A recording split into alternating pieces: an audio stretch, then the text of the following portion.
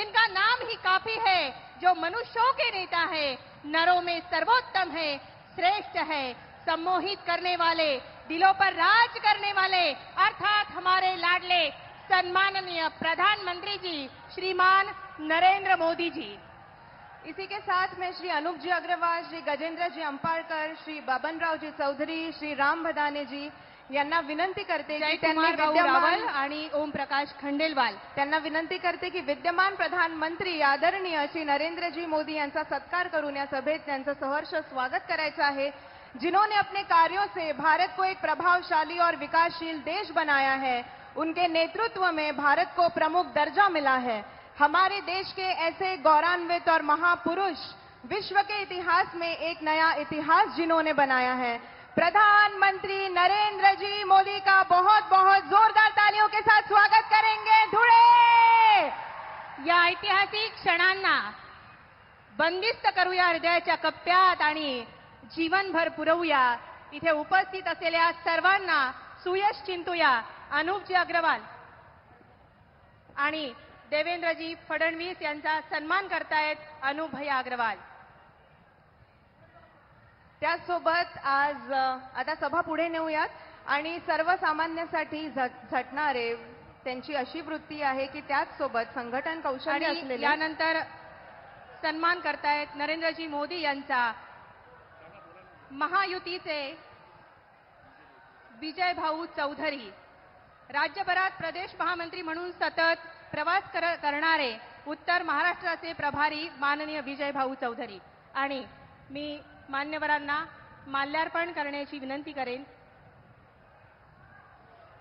चला यासोबत आपण कार्यक्रम पुढे नेऊयात आणि सर्वसामान्यांसाठी झटण्याची वृत्ती, त्याचसोबत संघटन कौशल्य असलेलं अभ्यासू व्यक्तिमत्व आणि कुशल नेतृत्व यामुळे सर्वसामान्यांच्या हृदयात ज्यांनी आदराचे असे स्थान निर्माण केले ते आपल्या राज्याचे छत्रपती शिवाजी महाराज की, डॉक्टर बाबासाहेब आंबेडकर की।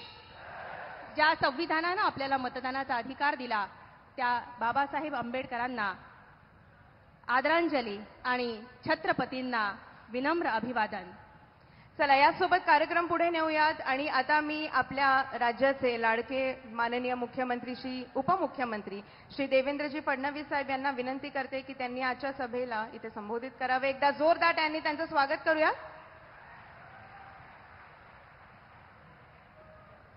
भारत माता की, छत्रपती शिवाजी महाराज की, धर्मवीर छत्रपती संभाजी महाराज की, जय भवानी, जय भवानी।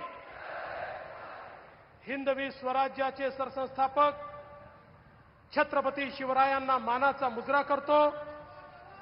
भारतीय राज्यघटनेचे शिल्पकार भारतरत्न डॉक्टर बाबासाहेब आंबेडकर यांना मानवंदना अर्पित करतो आणि धुळे जिल्ह्याच्या वतीनं अखिल विश्वातील सर्वाधिक लोकप्रिय नेते आणि आपल्या सर्वांचे लाडके प्रधानमंत्री माननीय नरेंद्र मोदीजी यांचं मनापासून स्वागत करतो।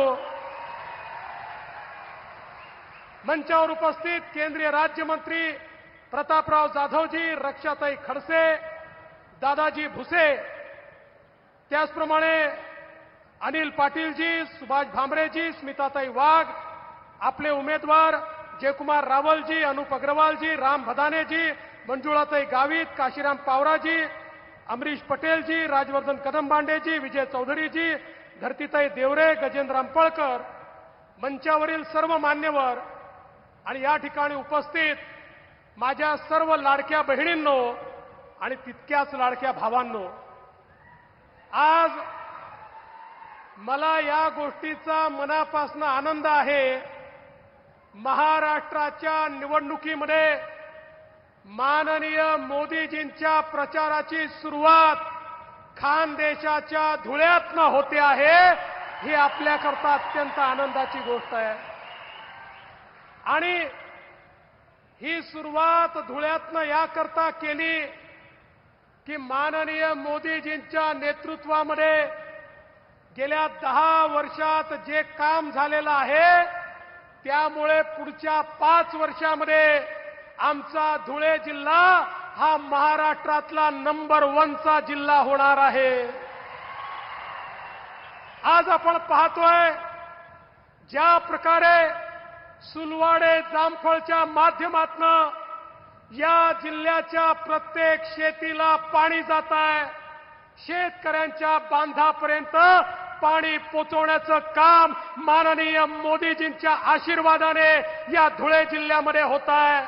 आणि दुसरीकडे अक्कलपाडा धरणाची उंची वाढवून त्या ठिकाणी आमच्या धुळे शहराला पिण्याच्या पाण्याची त्या ठिकाणी कधीच टंचाई भासणार नाही अशा प्रकारचं काम होताना आपल्याला पाहायला मिळत आहे. माननीय मोदीजींच्या नेतृत्वामध्ये मनमाड इंदोर रेल्वेच्या माध्यमातून एक अशा प्रकारचं सेंटर आता धुळ्यामध्ये तयार होत आहे की या ठिकाणी Mumbai industrial corridor, Nardana MIDC, Dhule Manmad railway या सगळ्या लोकांचं एकत्रित जर विचार केला तर महाराष्ट्राचं पुढचं इंडस्ट्री आणि लॉजिस्टिक्सचं सेंटर कुठलं असेल तर ते हा धुळे जिल्हा असेल. अशा प्रकारची अवस्था आपल्याला पाहायला मिळते आहे. मोदीजींनी 6 राष्ट्रीय महामार्ग या धुळ्याला दिले आणि म्हणून ज्या धुळ्याला मोदीजींनी नंबर 1 करण्याचा चंग ठेवला त्याच धुळ्यापासनं मोदीजींच्या सभेची सुरुवात आपण या ठिकाणी केली आहे. आणि मला विश्वास आहे, सांगू ना मोदीजींना, या धुळे जिल्ह्यात आपण 100% रिझल्ट देणार आणि 5ही जागा आपल्या महायुतीच्या या ठिकाणी निवडून येणार. बंधू भगिनींनो, तुमच्या आशीर्वादानं राज्यामध्ये एकनाथराव शिंदेजींच्या नेतृत्वातलं आपलं सरकार आज एकीकडे लाडक्या बहिणींना मदत करताय. लाडक्या बहिणींना 1500 रुपये त्या ठिकाणी देताय. आमच्या मुलींना मोफत शिक्षण देताय. आमच्या महिलांना एसटीचा प्रवास मोफत देताय. त्या ठिकाणी वेगवेगळ्या प्रकारच्या योजना करताय. मोदीजींच्या नेतृत्वात लखपती दीदी तयार करताय. आणि दुसरीकडे शेतकऱ्यांच्या पाठी उभे असलेलं आपलं सरकार 1 रुपयामध्ये 8000 कोटी रुपयाचा पीक विमा देत आहे. आणि त्यासोबत आमच्या शेतकऱ्यांचं वीज बिल पूर्णपणे माफ करून शेतकऱ्यांना वीज बिलातनं मुक्ती देण्याचं काम हे आपल्या सरकारने केलं आहे. आणि चिंता करू नका, पुढचे 5 वर्ष माझ्या शेतकऱ्यांना वीज बिलातनं मुक्ती ही आपल्या सरकारने दिलेली आहे. एवढंच नाही तर आता एकीकडे आपण हा निर्णय केला की आपल्या शेतकऱ्यांना पुन्हा एकदा तुमच्या आशीर्वादाने महाराष्ट्रात सरकार आलं की संपूर्ण कर्जमाफी देण्याचा निर्णय देखील आपल्या सरकारने घेतलेला आहे. आणि त्यासोबत कधी जर एमएसपी मध्ये बाजारभाव जर कमी झाला एमएसपी पेक्षा तर भावांतर योजना राबवून त्या माध्यमातून शेतकऱ्यांच्या खात्यात थेट पैसे देण्याचा निर्णय देखील आपल्या सरकारने या ठिकाणी घेतलेला आहे. सांगण्यासारख्या गोष्टी खूप आहेत. आमच्या लाडक्या भावांना 10 लाख रोजगाराच्या संधी आपण देतोय. वेगवेगळ्या योजनांच्या माध्यमातून सगळ्या समाजाला घेऊन आपण पुढे चाललो आहे. पण बंधू भगिनींनो, हे सगळं करत असताना एकीकडे आम्ही विकास करतोय, सर्व जाती धर्मांना सोबत घेऊन या महाराष्ट्राला पुढे नेतोय. पण दुसरीकडे आमच्या विकासाला उत्तर देता येत नाही. म्हणून आमच्या विरोधकांनी लोकसभेपासनं एक नवीन स्ट्रॅटेजी आखली आणि या धुळ्यामध्ये ते वोट जिहाद करतायत. वोट जिहाद. अरे आमच्या धुळ्याच्या लोकसभेमध्ये आम्ही 1,90,000 मतांनी 5 मतदारसंघात पुढे गेलो. एकट्या मालेगाव सेंट्रलच्या आणि या धुळ्यातल्या वोट जिहादमुळे 4,000 मतांनी आम्हाला पराजित व्हावं लागलं. आता मी तुम्हाला विनंती करण्याकरता आलोय, आता जागे झालो नाही तर नेहमी करता झोपावं लागेल. ही निवडणूक जागा होण्याची निवडणूक आहे. ही निवडणूक वोट जिहादचं उत्तर एकत्रितपणे मतदान करण्याची निवडणूक आहे. आणि म्हणून या निवडणुकीमध्ये आपले 5ही उमेदवार या ठिकाणी निवडून आणा एवढीच विनंती करतो आणि माझं बोलणं संपवतो. धन्यवाद. जय हिंद, जय महाराष्ट्र. धन्यवाद सर. आणि आमंत्रित करूया विचारामृतात न्हावून निघूया. अलौकिक तेजाने झळाळणारे, समृद्ध वाणीचे धनी असणारे, आपल्या धीर गंभीर आवाजाने सर्वांच्या हृदयाचा ठाव घेणारे, ज्यांच्या नजरेत विश्वसनीय प्रेम आहे, जे दृढ निश्चयी आहेत, जे सहनशील आहेत, सनातन धर्माचे आधारस्तंभ, श्रीमंत योगी, देशाचे नवयुग प्रवर्तक, दैवी युग पुरुष.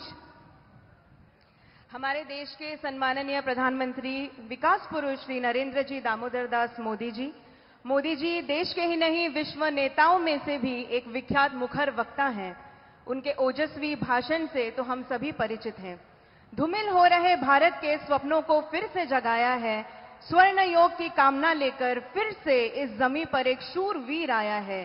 देश को एकता के सूत्र में पिरोकर अखंडता का नूर लाया है. विश्व के नवपटल फिर से करने के लिए नए युग का आरंभ मोदी जी के रूप में एक देवदूत आया है. एक देवदूत आया है. जोरदार तालियों के बीच स्वागत करेंगे सम्माननीय प्रधानमंत्री नरेंद्र जी मोदी जी का. भारत माता की जय. भारत माता की जय. विचारामृत हृदयाच्या कप्प्यापर्यंत गेलं पाहिजे.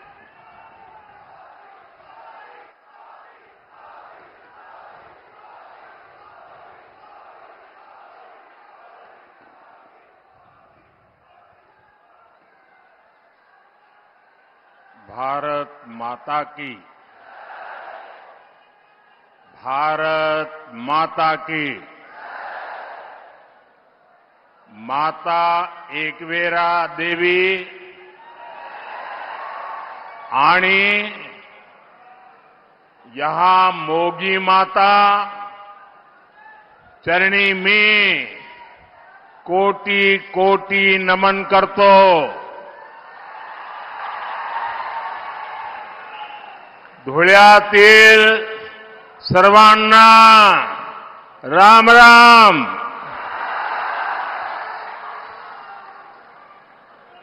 आज एक बार फिर मुझे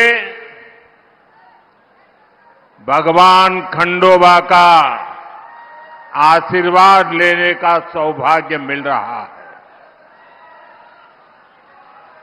धुळे की ये धरती और महाराष्ट्र से मेरा अपनापन आप सब भली भांति जानते हैं. महाराष्ट्र से मैंने जब भी कुछ मांगा है, महाराष्ट्र के लोगों ने दिल खोलकर मुझे अपना आशीर्वाद दिया है.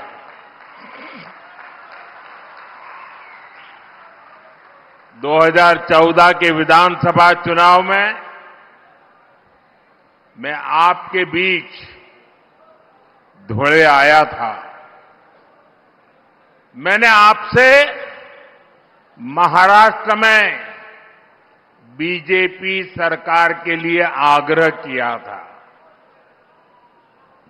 आपने महाराष्ट्र में 15 साल के सियासी कुचक्र को तोड़कर बीजेपी को अभूतपूर्व जीत दिलाई थी. और आज एक बार फिर मैं धुळे की धरती पर आया हूं. धुळे से ही मैं महाराष्ट्र में चुनाव अभियान की शुरुआत कर रहा हूं. आपका ये प्यार, ये अपार जन समर्थन, ये जन समूह, जितने लोग पंडाल में हैं उससे ज्यादा पंडाल के बाहर है.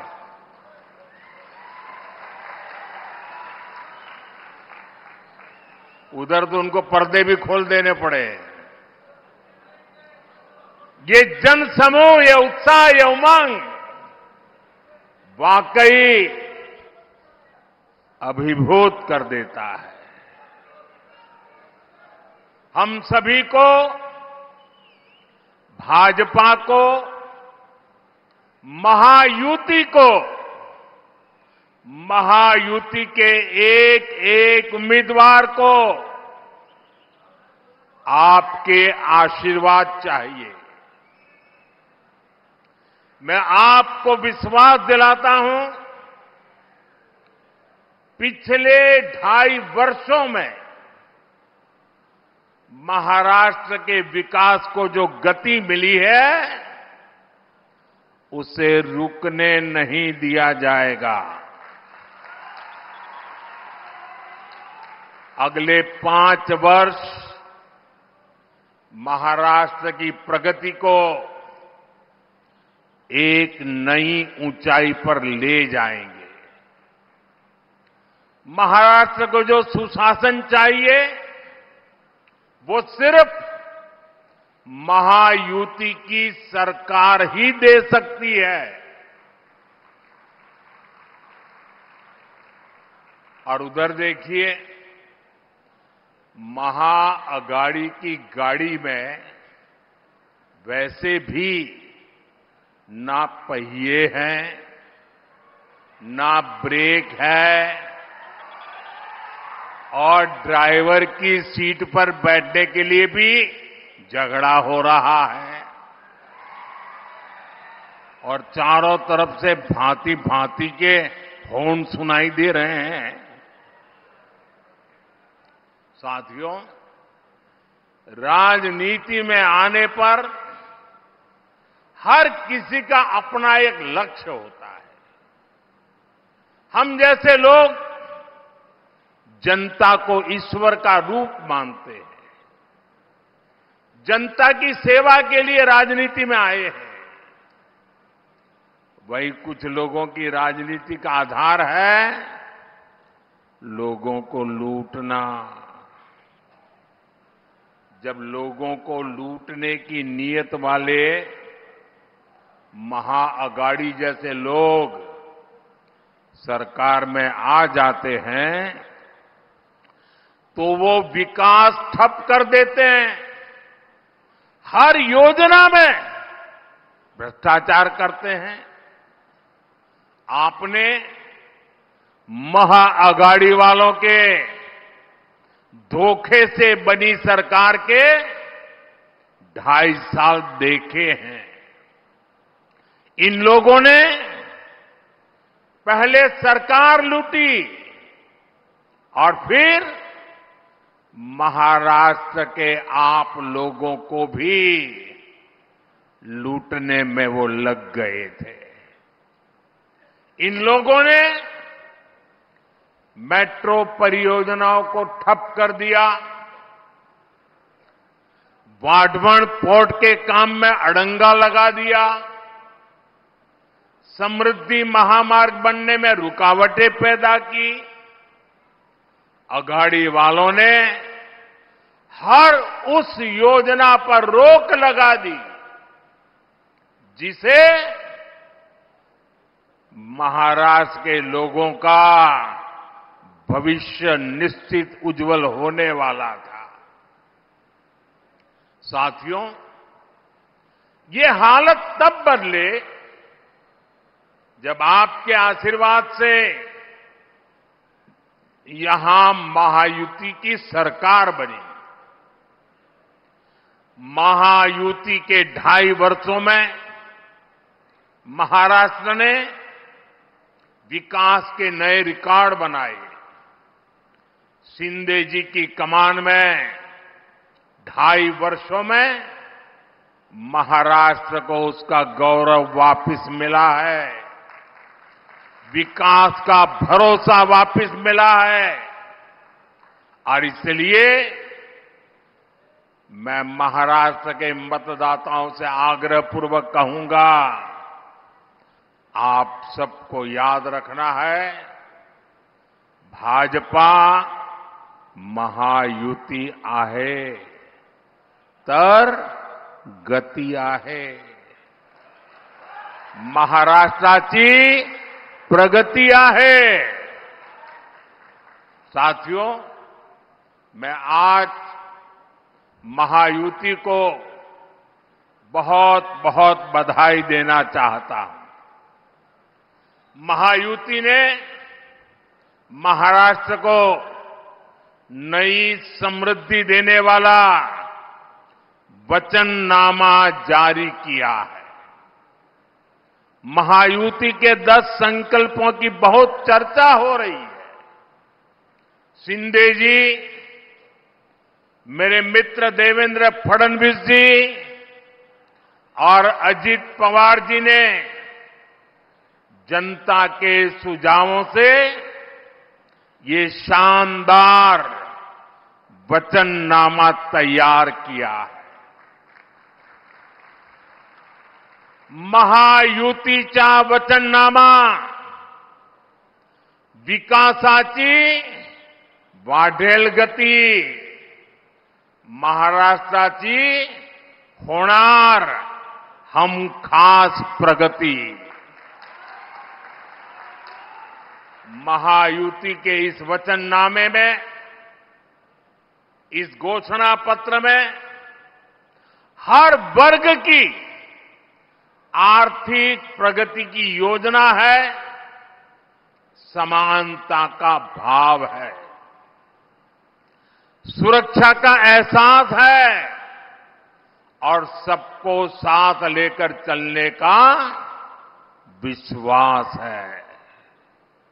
इसमें महाराष्ट्र के भविष्य का रोडमैप है। मैं ऐसे जन कल्याणकारी वचननामे के लिए महाराष्ट्र की जनता को भी विशेष रूप से बधाई देता हूं। महायुति का वचननामा विकसित महाराष्ट्र का आधार बनेगा, विकसित भारत का आधार बनेगा। साथियों, यहां इतनी बड़ी संख्या में हमारी माताएं, बहनें, बेटियां आई है, दूर दूर तक मैं देख रहा हूं।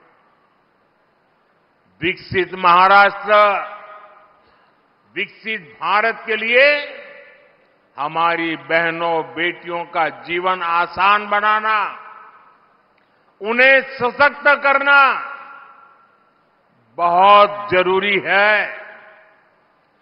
जब महिलाएं आगे बढ़ती हैं तो पूरा समाज तेजी से प्रगति करता है। इसलिए पिछले 10 वर्षों में केंद्र सरकार ने महिलाओं को केंद्र में रखकर अनेक बड़े बड़े फैसले लिए हैं। पिछली सरकारों ने सैनिक स्कूलों से लेकर काम के कई क्षेत्रों में महिलाओं का रास्ता रोका हुआ था। ये मोदी है, उसने वो सारे बंधन हटाए, महिलाओं को ज्यादा से ज्यादा क्षेत्रों में काम के अवसर दे दिए, सारे दरवाजे खोल दिए। हमने नारी शक्ति बंधन अधिनियम के जरिए विधानसभाओं और संसद में महिलाओं को आरक्षण का अधिकार दिया। शौचालय से लेकर गैस सिलेंडर तक हर योजना के केंद्र में हमारी माताएं, बहनें ही रही है। हमने जब इन योजनाओं को शुरू किया था तब कांग्रेस के लोग हमारा मजाक उड़ाते थे, लेकिन आज वही योजनाएं महिला सशक्तिकरण का पर्याय बन गई है। मुझे खुशी है कि महाराष्ट्र की महायुति सरकार भी हमारे विजन को आगे बढ़ा रही है। माताओं को, बहनों के लिए यहां अनेक योजनाएं शुरू की गई है। आज महाराष्ट्र में हर डॉक्यूमेंट पर माता का नाम अनिवार्य कर दिया गया है। महायुति सरकार के इस फैसले का हर किसी ने खुले दिल से स्वागत किया। मुझे खुशी है कि महाराष्ट्र पुलिस में 25,000 बेटियों की भर्ती से एक नया विश्वास पैदा होने वाला है, महिलाओं का सामर्थ्य बढ़ने वाला है और महिला सुरक्षा बढ़ेगी और बेटियों को रोजगार भी मिलेगा। साथियों, हमारी सरकार महिलाओं के सशक्तिकरण के लिए जो कदम उठा रही है वो कांग्रेस और उसके गठबंधन को बर्दाश्त नहीं हो रहा है। आप जानते हैं कि महायुति सरकार की माझी लाड़की बहन योजना,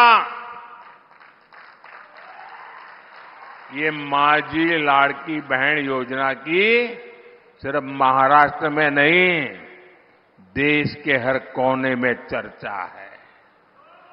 लेकिन कांग्रेस माझी लाड़की बहन योजना को बंद करवाने के लिए भांति भांति साजिशें रच रही है। कांग्रेस के इकोसिस्टम वाले लोग इस योजना के खिलाफ कोर्ट तक पहुंच गए हैं। कांग्रेस और उसके साथियों ने ठान लिया है कि अगर उन्हें सत्ता मिली तो सबसे पहले इस योजना को बंद कर देंगे।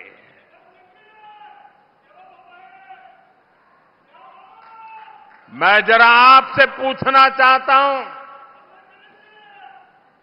क्या महिलाओं के लिए ये योजना चलनी चाहिए कि नहीं चलनी चाहिए?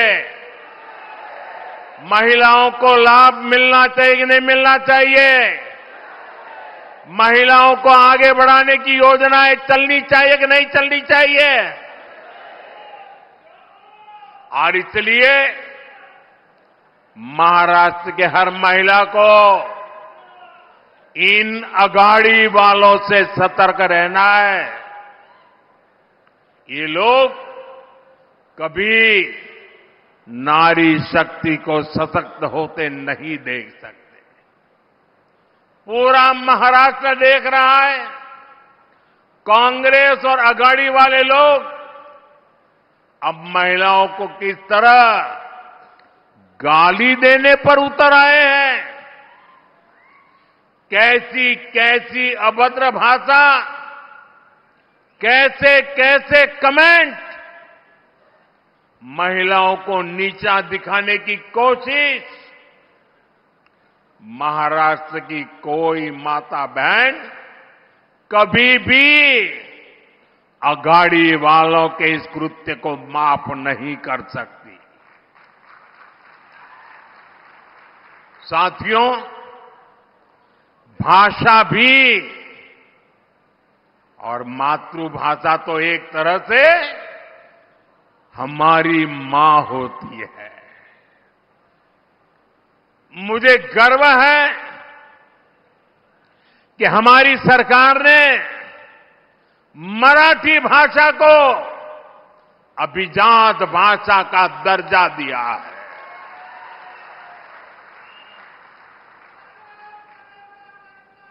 इस फैसले के बाद मुझे देश और दुनिया भर के मराठी भाषी लोगों के संदेश मिल रहे हैं।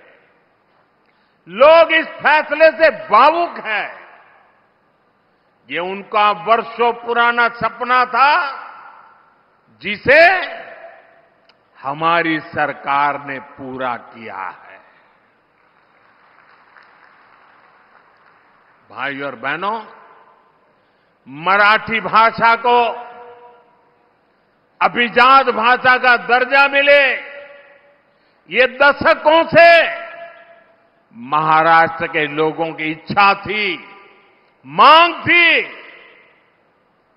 कांग्रेस पार्टी ने महाराष्ट्र में भी राज किया है, केंद्र में भी राज किया है और केंद्र में महाराष्ट्र में एक साथ भी राज किया है, सरकारें चलाई।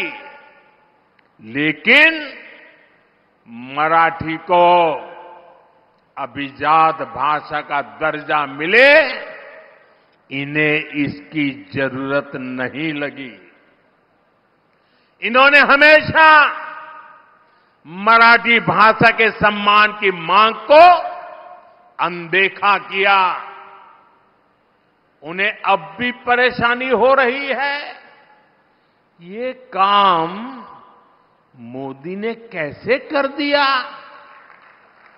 मोदी ने क्यों कर दिया? महाराष्ट्र के नाम पर राजनीति करने वाले अघाड़ी वालों का यही असली चेहरा है।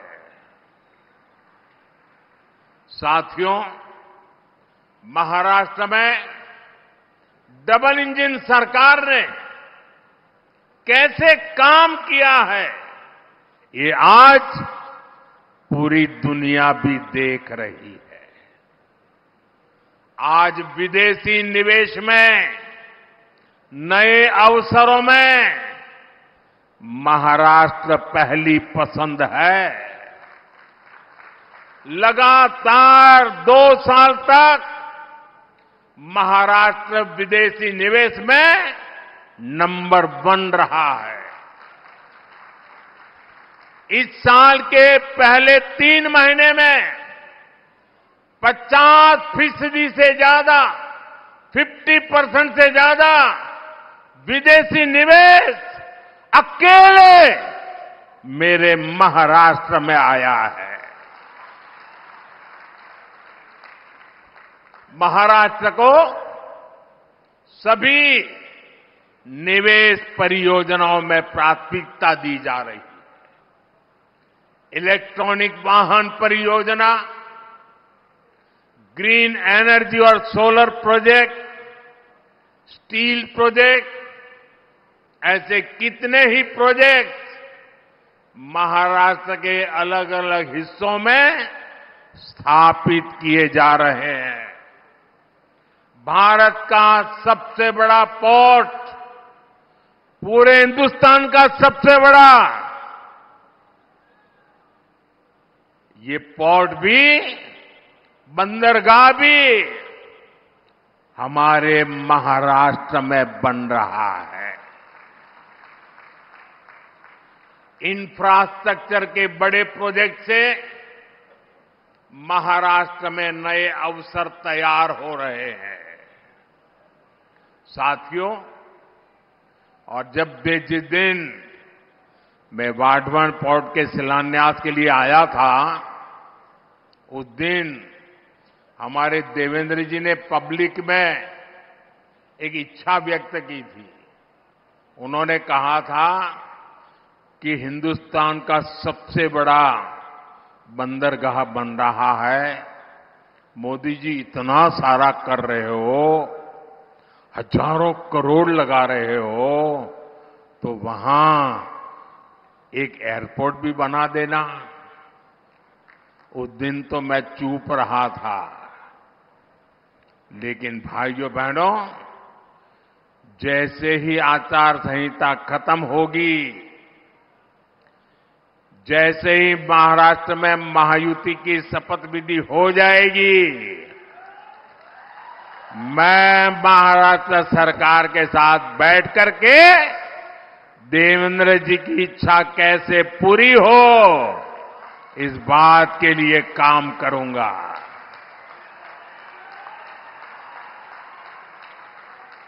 साथियों, हमारा ये धुले का क्षेत्र औद्योगिक विकास का गढ़ रहा है, और अभी देवेंद्र जी ने धूले का क्या बढ़िया वर्णन किया। देश में बहुत कम जिले हैं जिनको इतनी सारी सौगात एक ही इलाके में मिली होगी। ये टेक्सटाइल का भी बड़ा केंद्र है और मुंबई दिल्ली इंडस्ट्रियल कॉरिडोर से भी जुड़ा हुआ है। धुले की कनेक्टिविटी यहां के विकास के लिए बहुत जरूरी है। इसलिए धुले के इंफ्रास्ट्रक्चर और कनेक्टिविटी पर हजारों करोड़ रुपए खर्च किए जा रहे हैं। धुले सोलापुर हाईवे का काम जारी है। धुले इंदौर रेल मार्ग का काम स्वीकृत हो चुका है। इन सारी परियोजनाओं से यहां के युवाओं के लिए रोजगार के भी हजारों नए अवसर बने हैं। साथियों, महाराष्ट्र के किसानों को भी डबल इंजन सरकार में डबल फायदा मिला है। उन्हें पीएम किसान सम्मान निधि के 6,000 रुपये के साथ ही महायुति सरकार के नमो शेतकरी महासम्मान निधि के 6,000 रुपया अतिरिक्त मिलते हैं। यानी 12,000 रुपये की आर्थिक मदद मेरे महाराष्ट्र के किसान भाई बहनों के खाते में सीधी जाती है। अब एक कदम आगे बढ़ते हुए महायुति की सरकार ने इस राशि को 15,000 रुपये तक बढ़ाने की घोषणा की है।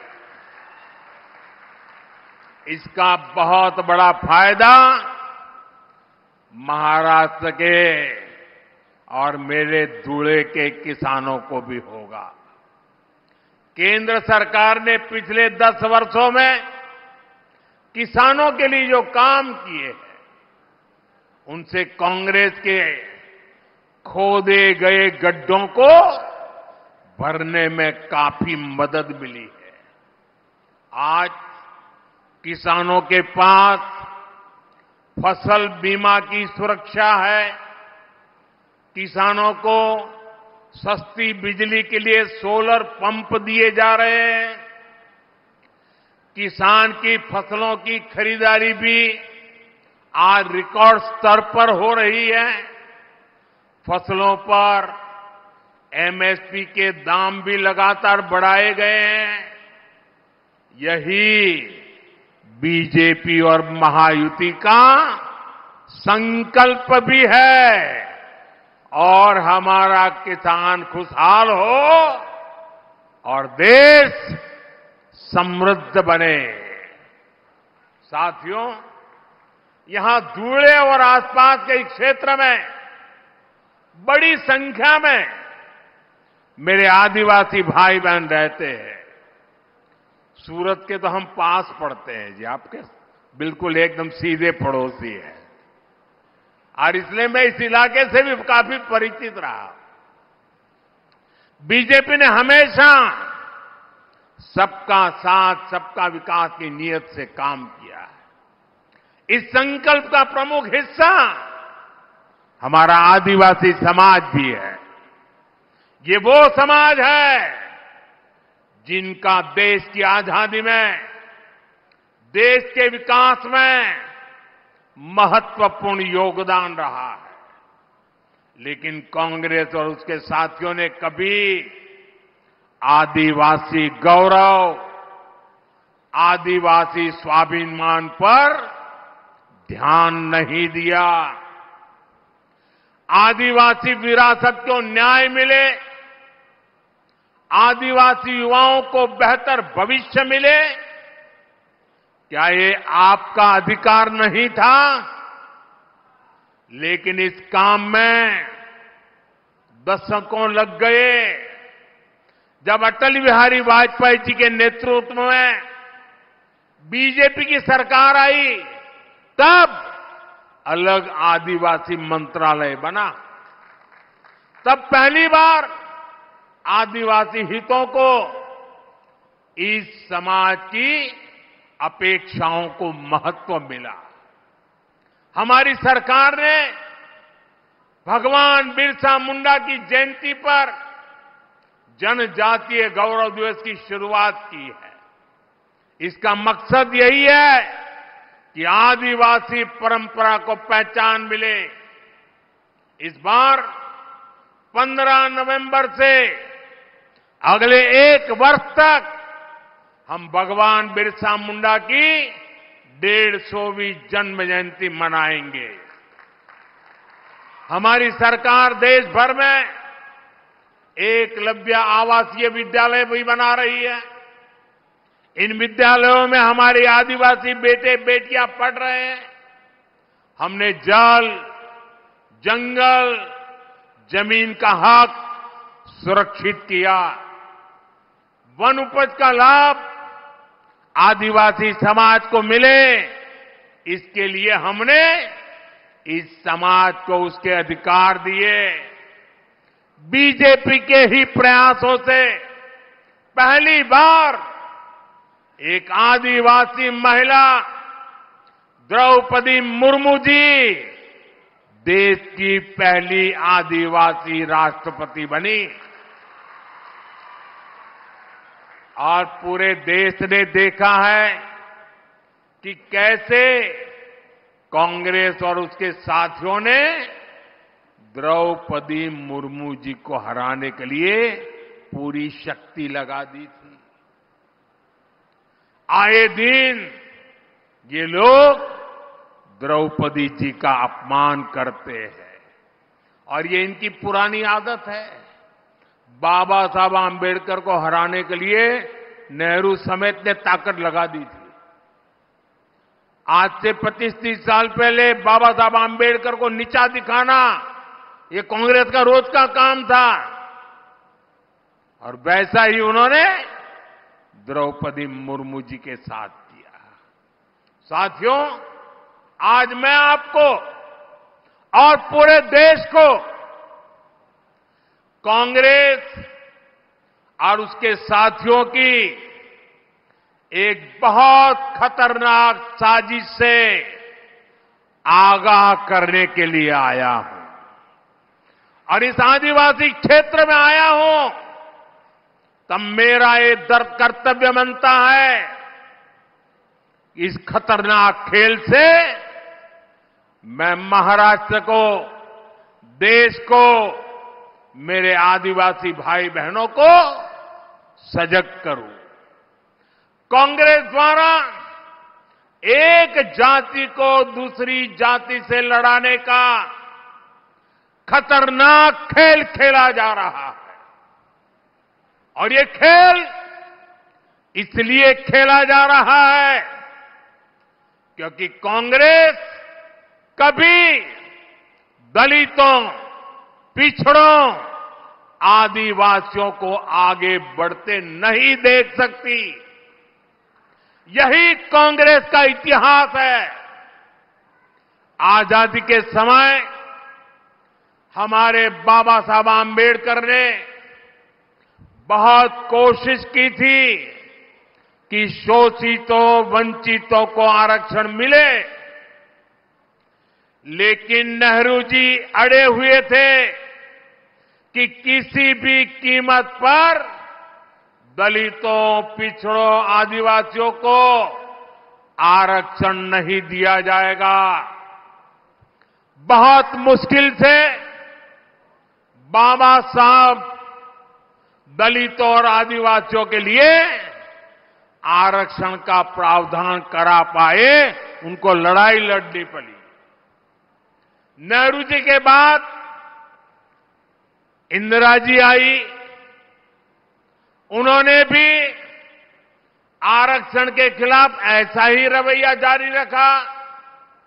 उनका भी मकसद यही था कि किसी भी कीमत पर एससी, एसटी, ओबीसी को प्रतिनिधित्व न मिल पाए। ये लोग चाहते थे कि एससी, एसटी, ओबीसी हमेशा कमजोर रहे, इंदिरा जी के बाद राजीव गांधी आए, उनकी भी सोच और अप्रोच अपने खानदान से अलग नहीं थी। राजीव गांधी ने भी ओबीसी आरक्षण का खुल करके विरोध किया था।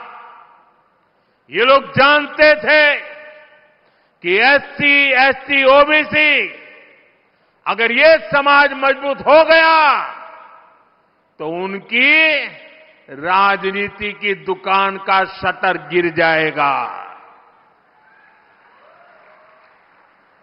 राजीव गांधी के बाद अब इस परिवार की चौथी पीढ़ी इस खतरनाक भावना के साथ उनके युवराज काम कर रहे हैं।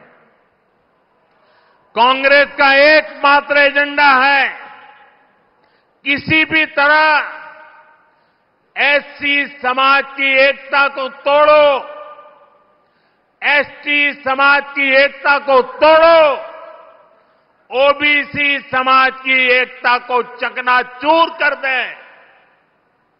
कांग्रेस चाहती है कि एससी समाज अलग अलग जातियों में बिखरा रहे ताकि एससी समाज की सामूहिक शक्ति कमजोर पड़ जाए।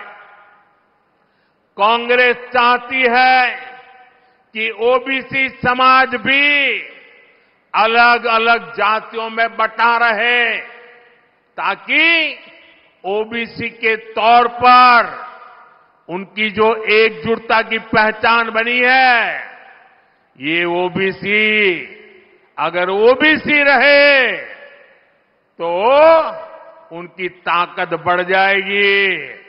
ये ताकत न बढ़े इसलिए ओबीसी समाज को भी जातियों में बिखेर दो, इसलिए वो ओबीसी को भी अलग अलग जातियों में बांटने का खेल कर रही है। कांग्रेस चाहती है कि हमारा एसटी समाज अलग अलग जातियों में बटा रहे, क्योंकि आज आदिवासी के रूप में, जनजातीय समूह के रूप में, शेड्यूल्ड ट्राइब के रूप में समाज की एकता, समाज की एक पहचान, समाज की एकजुटता आज उभर करके आई है और वो मजबूती से अपनी आवाज उठा न पाए, इसलिए उनको भी छोटी छोटी जातियों में बिखेर दो।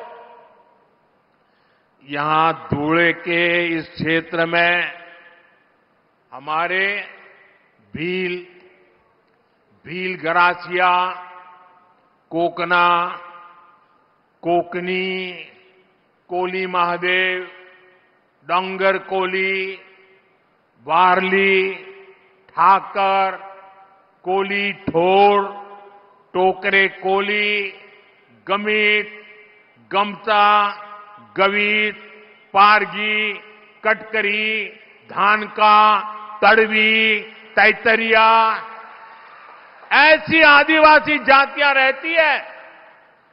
कांग्रेस भीलों को कोकना से लड़ाना चाहती है, कांग्रेस भील गरासिया को कोकनी से लड़ाना चाहती है, कांग्रेस कोली महादेव आदिवासी जाति को डोंगर कोली से लड़ाना चाहती है, कांग्रेस वारली आदिवासी जनजाति को ठाकर आदिवासी जनजाति से लड़ाना चाहती है, कांग्रेस कोली ढोर को टोकरे कोली से लड़ाना चाहती है, कांग्रेस गमित को गमता से लड़ाना चाहती है, कांग्रेस गवित को पारधी से लड़ाना चाहती है, कांग्रेस कटकरी को धानका से और तड़वी को तैतरिया से लड़ाना चाहती है।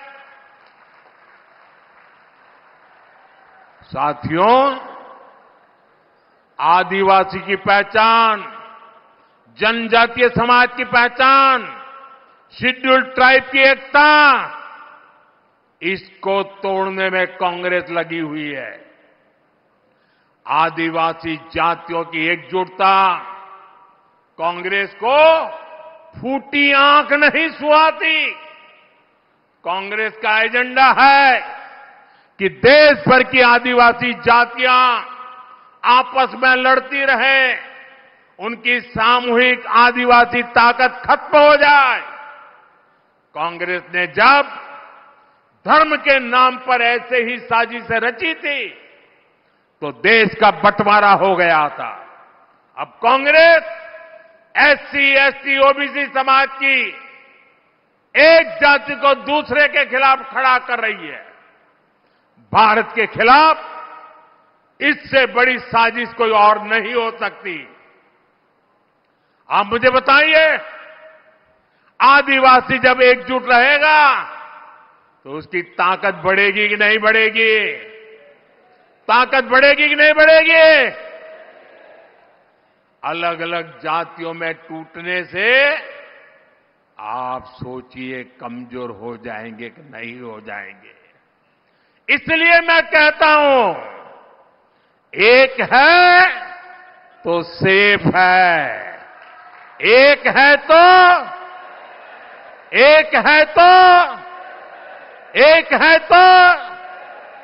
हमें एकजुट रहकर कांग्रेस के खतरनाक खेल को नाकाम करना है और विकास के रास्ते पर आगे बढ़ते रहना है।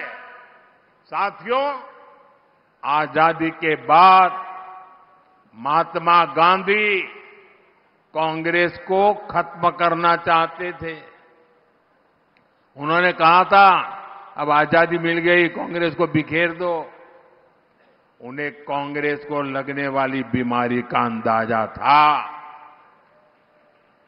जहां विभाजन की आग है वहां जड़ में कांग्रेस का देश विरोधी राग है। कांग्रेस हमेशा देश को तोड़ने वाले षड्यंत्रों का हिस्सा रही है। इसका एक बड़ा उदाहरण है जम्मू कश्मीर।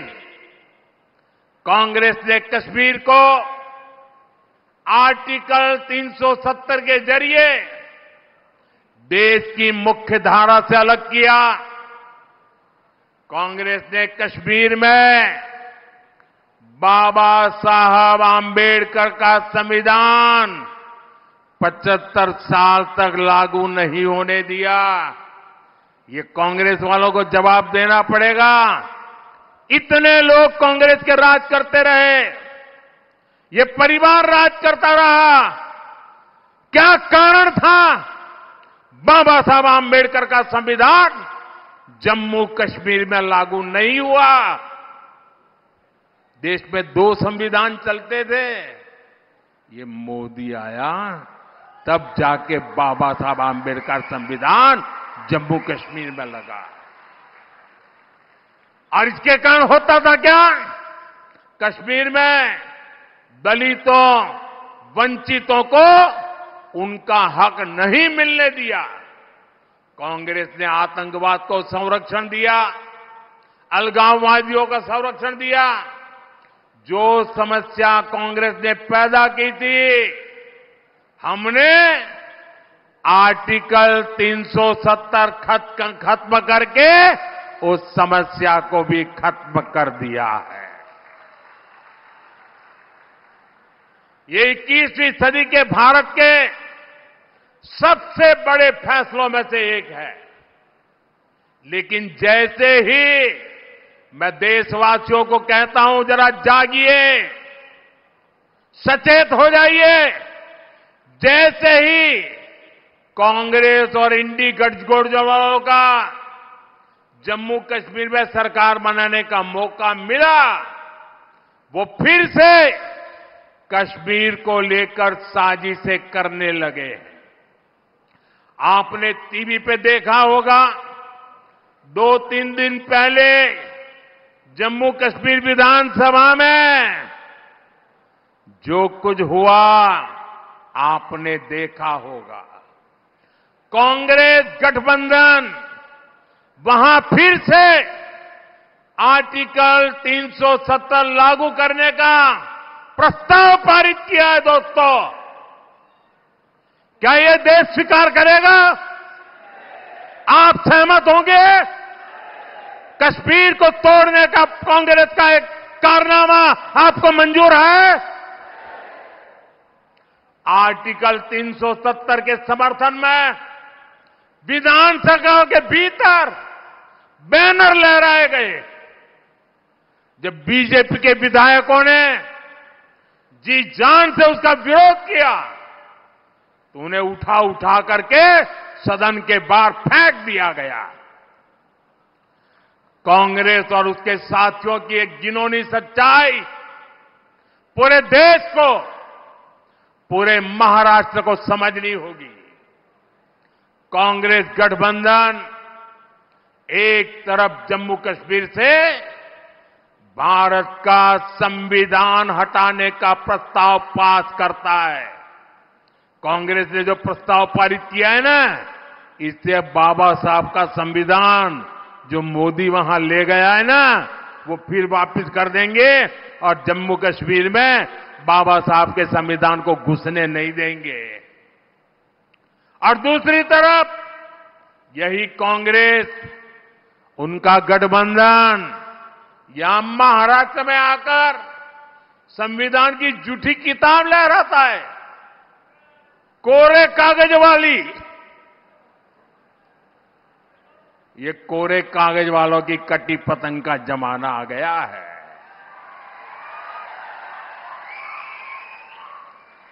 कांग्रेस गठबंधन एक तरफ जम्मू कश्मीर में दलितों को मिला अधिकार छीनने का प्रस्ताव पास करता है, वहीं दूसरी तरफ महाराष्ट्र में दलितों के अधिकार के नाम पर झूठ फैलाना, गुमराह करना, उनको भड़काने का काम कर रही है। कांग्रेस गठबंधन एक तरफ कश्मीर में आदिवासियों के अधिकार छीनने का ऐलान करता है, वहीं दूसरी तरफ महाराष्ट्र में आकर ये लोग आदिवासियों की आंख में धूल झोंकने का पाप कर रहे हैं, अधिकारों के झूठे नारे लगा रहे हैं। आजादी के 75 साल बाद जम्मू कश्मीर में बाबा साहब का संविधान लागू हुआ है, लेकिन ये कांग्रेस और उसके साथियों को ये बर्दाश्त नहीं हो रहा है। मैं कांग्रेस और यहां अगाड़ी वाले लोगों से कहना चाहता हूं, पाकिस्तान के एजेंडे को देश में बढ़ावा देने की कोशिश मत करो। कश्मीर को लेकर अलगाववादियों की भाषा मत बोलो। याद रखो, तुम्हारे ये मंसूबे कामयाब नहीं होंगे। और जब तक मोदी पर जनता जनार्दन का आशीर्वाद है, कांग्रेस वाले तुम कश्मीर में कुछ नहीं कर पाओगे। कश्मीर में आप केवल और केवल बाबा साहब आंबेडकर का संविधान ही चलेगा। ये मोदी का फैसला है। दुनिया की कोई ताकत अब कश्मीर में आर्टिकल 370 की वापसी नहीं करा सकती। साथियों, महाराष्ट्र आर्थिक प्रगति के रास्ते पर तेजी से आगे बढ़ रहा है। महायुति की सरकार हर वर्ग के विकास को लेकर प्रतिबद्ध है। आज प्रदेश में इंफ्रास्ट्रक्चर के जो काम हो रहे हैं, जन कल्याण की जो योजनाएं चल रही है, महिलाओं, युवाओं, आदिवासियों के हित को प्राथमिकता दी जा रही है, उन पर रुकावट नहीं आने देनी है, रोक नहीं होने देनी है, गति को धीमे नहीं होने देना है। इसलिए आप सभी को महायुति के पक्ष में मजबूती से खड़े रहना है। मैं विश्वास के साथ कह सकता हूं कि महायुति आपके परिवार, आपके बच्चों के भविष्य के लिए काम करती रहेगी। आप सभी इतनी बड़ी संख्या में हमें अपना आशीर्वाद देने आए। मैं सभी जो उम्मीदवार है इस बार, उनसे आग्रह करता हूं जरा आगे आ जाएं। जो चुनाव लड़ रहे हैं, जो उम्मीदवार है, देवेंद्र जी आप भी चुनाव लड़ रहे हैं।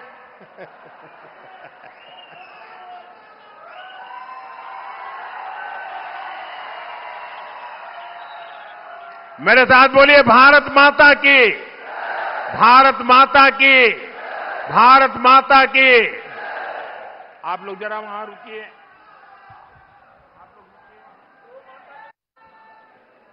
तोड़ना है हर पिंजरा, मेरी उड़ान अभी बाकी है।